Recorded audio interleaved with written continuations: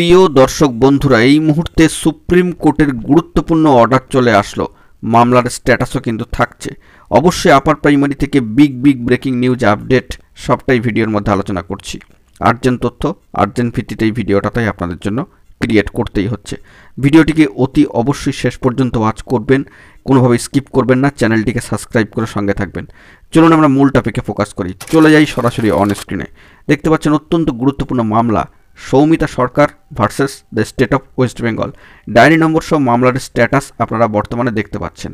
এই গুরুত্বপূর্ণ মামলা কয়েকদিন আগেই কিন্তু সর্বোচ্চ ন্যায়ালয় সুপ্রিম কোর্টে সম্মানীয় প্রধান বিচারপতি মহাশয়ের বেঞ্চে কিন্তু উঠেছিল 1 নম্বর কোর্টে, কিন্তু মামলাটি খারিজ হয়ে যায়। এই গুরুত্বপূর্ণ এসএলপির কিন্তু অর্ডার কপি চলে এসেছে আপার প্রাইমারি রিলেটেড। দেখতে পাচ্ছেন অন স্ক্রিনে সেই অর্ডার কপি, এবং সেখান থেকে 2 পাতার পিডিএফ অর্ডার কপি যে চলে এসেছে। কার্যত এই মামলার ক্ষেত্রে অত্যন্ত গুরুত্বপূর্ণ একটা ফ্যাক্টর, যা আগামী দিনে যে সমস্ত এসএলপিগুলো রয়েছে তার ক্ষেত্রে প্রভাব ফেলবে কিনা সেটাই দেখার। কিন্তু এই মামলাটি বর্তমানে কিন্তু এসএলপিটি কিন্তু এই স্পেশাল লিভ পিটিশন এসএলপি মামলাটি কিন্তু কার্যত ডিসমিসড হয়ে গেল। কি পারপাসে? না, উইথড্র পারপাসে। অবশ্যই আপনারা শেষ লাইনটা দেখতে পাচ্ছেন, শেষ প্যারাগ্রাফে, in view of the statement made, the special leave petition is dismissed as withdraw. However, on the second aspect, we make no comments. এখানে কিন্তু আর কোনো মন্তব্য করতে চাননি সম্মানীয় বিচারপতি। বন্ধুরা, সেই দিক থেকে দেখতে গেলে উইথড্র পারপাসে এই এসএলপি মামলাটি কিন্তু কার্যত ডিসমিসড হয়ে গেল, এবং আর কোনো মন্তব্য করতে চাননি সম্মানীয় বিচারপতি।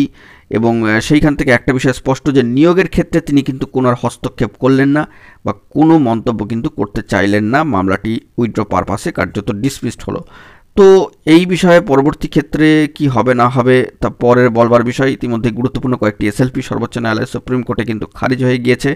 আপার প্রাইমারি নিয়োগের ক্ষেত্রে আর কোনো বাধা নেই, এবং কিছু এসএলপি এখনও পর্যন্ত রয়েছে, সেগুলো মুভ হলে কি হবে না হবে, সিট আপডেট সংক্রান্ত বিষয়ে কিংবা রিজার্ভেশন সংক্রান্ত বিষয়, সেটা তখনই কিন্তু বিচার্য বিষয় হয়ে উঠবে। আপাতত এই জায়গাটা থেকে বেশ কিছু জায়গা কিন্তু ক্লিয়ার হয়ে যাচ্ছে। এই রিলেটেড এসএলপি যদি আবারও যায়, তবে সেটা কিন্তু ডিসমিসড হয়ে যাওয়ার সম্ভাবনা থাকলেও কিন্তু থাকতে পারে।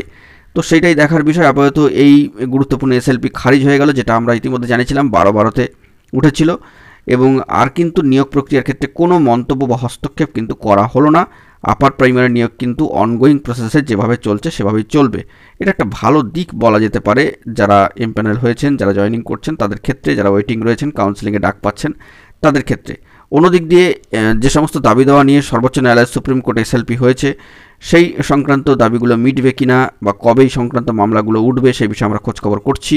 যদি তথ্য পেলে সবটাই কিন্তু প্রোভাইড করবো। আপাতত 12-12 যে গুরুত্বপূর্ণ এসএলপি খারিজ হয়েছে, তার অর্ডার কপি সরাসরি চলে এসেছে। অন স্ক্রিনে যাবতীয় বিষয়টিকে রাখবার জন্য চেষ্টা করলাম, তবে নিয়োগের ক্ষেত্রে আর কিন্তু কোনো হস্তক্ষেপ করা হলো না। তো বন্ধুরা, এখন এটুকুই। সকলে ভালো থাকবেন, চ্যানেলটিকে এখনই সাবস্ক্রাইব করে নিয়ে সঙ্গে থাকবেন। ধন্যবাদ।